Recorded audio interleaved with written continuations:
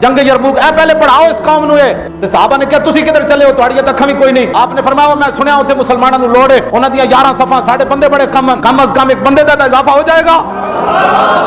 پھر انہاں نو دسو کہ اکرمہ بن ابی جہل گھوڑے تو تھلے کیوں آئے؟ جنگ یرموک وچ گھوڑے تو تھلے آ گئے ابو جہل دے پتر. بعد حضور دا کلمہ پڑھیا فرمایا اس موت تے ہاتھ بیعت کرو جنے واپس نہیں جانا. حضرت خالد بن ولید اگے آ گئے انہاں کہا بابا کی کروں اج تیری بڑی لوڑ ہے. حضرت اکرمہ بن ابی جہل رضی اللہ تعالیٰ عنہ حضرت خالد نو کہنے پیچھے ہٹو تسی پہلیاں صفاں وچ آ گئے سی غلامی وچ اسی آخر تے آیا.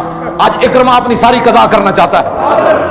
سب تو پہلے آپ دے پتر نے بیعت کی تھی. جس قوم دے لوگ اپنے پتراں نو ناموس رسالت تو بچا کے رکھن یہ ملک کی تقدیر بدلیں گے. یہ تو اپنے بچوں کو کہا ہاں حالات نہیں ٹھیک بس سیدھی سیدھی نماز پڑھیا کرو. تو انہیں جانا جب سب کچھ تو حضور کی ذات ہے کون سی نمازیں تو پڑھتا ہے؟ اپنے بچوں کو ناموس رسالت پر بات نہ سننے دیں نہ بات کرنے دیں. نہیں سیدھا سیدھا دین تو رسول اللہ کی ذات کا نام ہے. اگر حضور کی ذات کا نام نہ ہوتا تو ایک تیر بھی حضور کی طرف صحابہ نے نہیں آنے دیا.